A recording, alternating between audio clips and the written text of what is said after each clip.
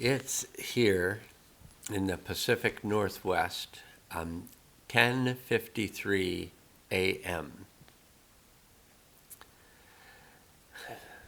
And more I feel like I want to be making these videos first thing in the morning, right when I come from the dream world. For one thing, I'm not kind of in the energies of the dream world, kind of processing them, working the energies, getting into this body clear-headed as this head could get. And my thought has been, Steve here, and my thought has been that maybe just coming right out of the dream world and then doing these videos could serve us all well. Meanwhile, I've made 3 videos, I think, maybe two videos. The troll video, the Mayan calendar reading, and now I'm going to be reading from the book Attuned by Thomas Hübl. Practicing interdependence to heal our trauma and our world. Interdependence, depending on each other to heal our world and our own trauma. And I'm going to read something from an exercise that I did in yesterday's video. So if you want the whole exercise, then watch yesterday's video and listen to the whole exercise. I'm going to read just a small part of it today. To create greater space, presence, and therefore coherence in our bodies, we can engage in a simple contemplative technique.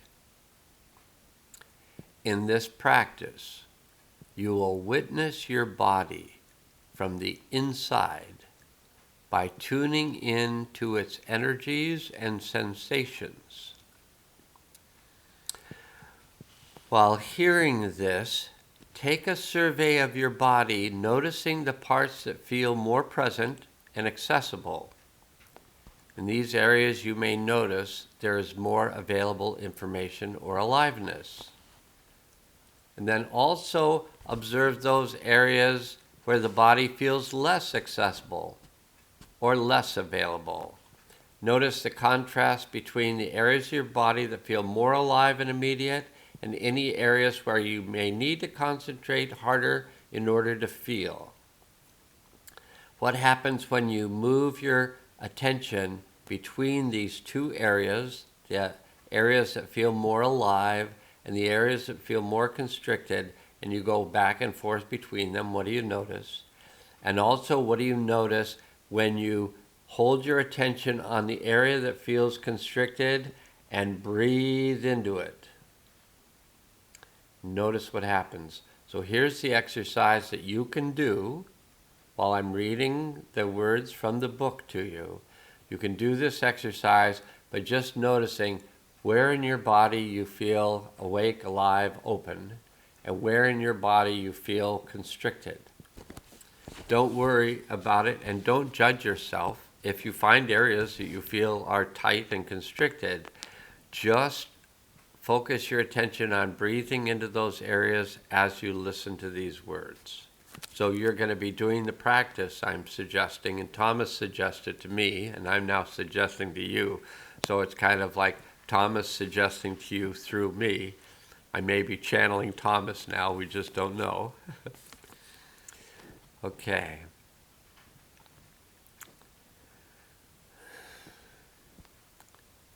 He says on page 25, Ancient Principles, Evolutionary Insights,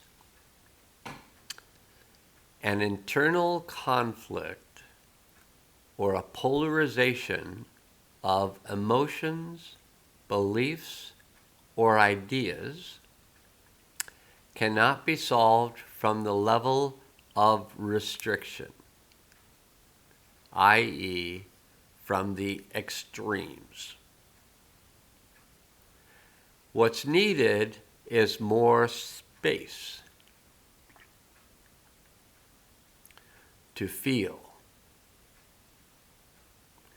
and as a result to witness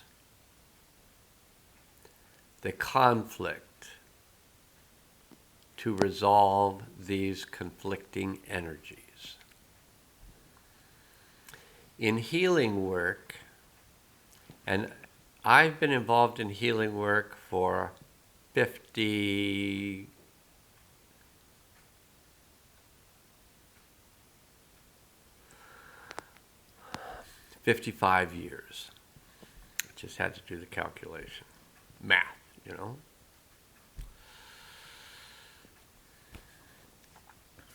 And I would say that he's just spot on about healing. In healing work, the inner world of the therapist, facilitator, or healer is an offering of space. And I worked with someone a bit yesterday.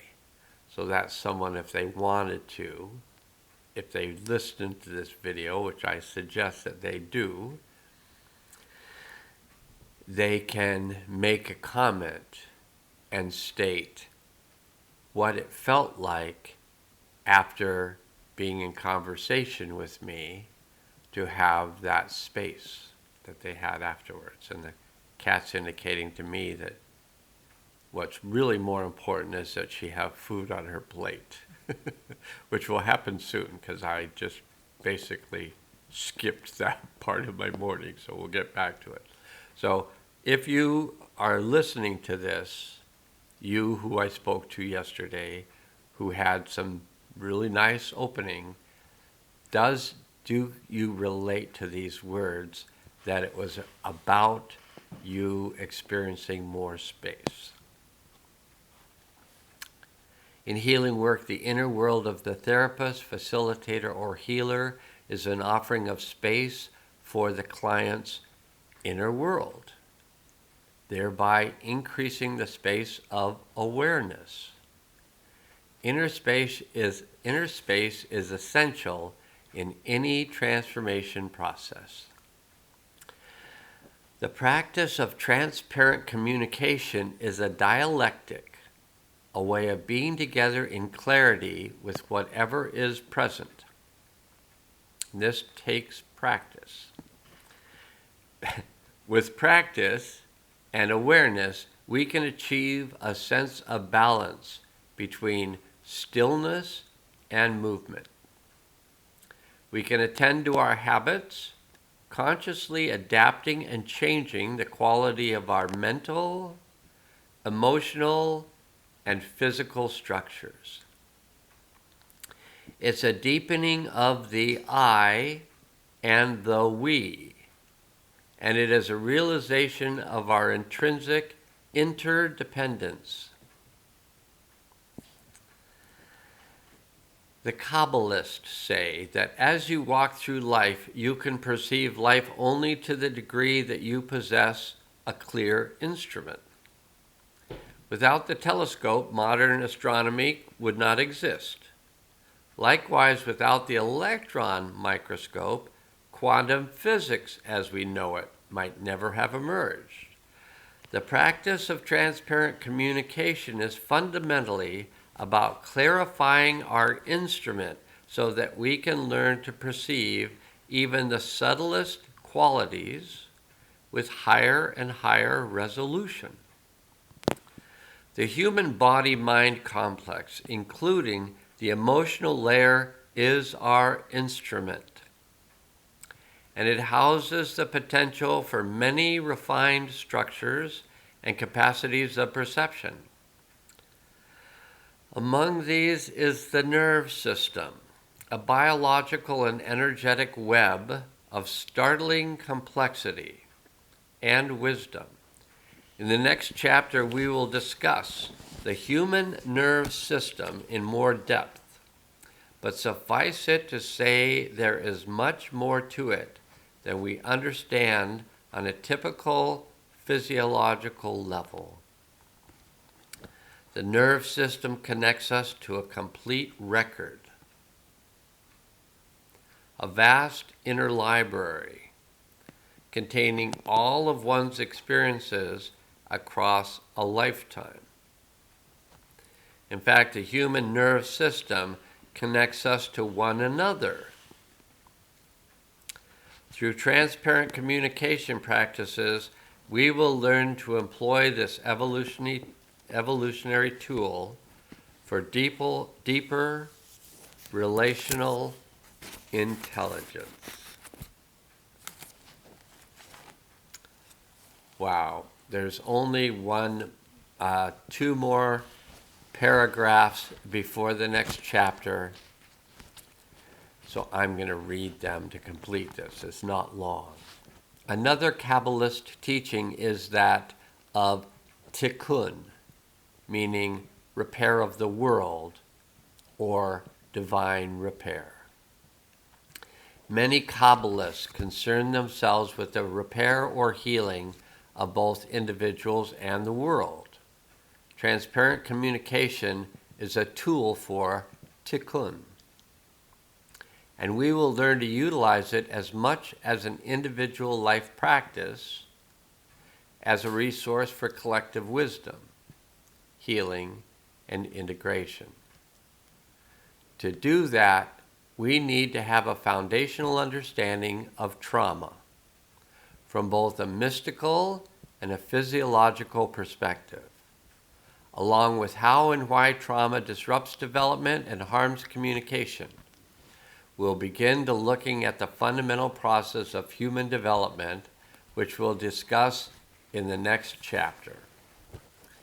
And if you feel like you need to go out and get this book after having it read to you so far, feel free to do so. And it may be that we will, in the near future, see if we can't have a live gathering. I may have to wait until someone comes along that can teach me how to set this up. But maybe we'll have a live gathering with people who are very interested in learning this process of being attuned. And I have found this morning to be exceptionally high quality for me, and may we all keep opening up our consciousness in a way in which connects us with the universal consciousness, the universal mind, the universal heart that contains all that we experience. All right. It's been a pleasure, and now let's go.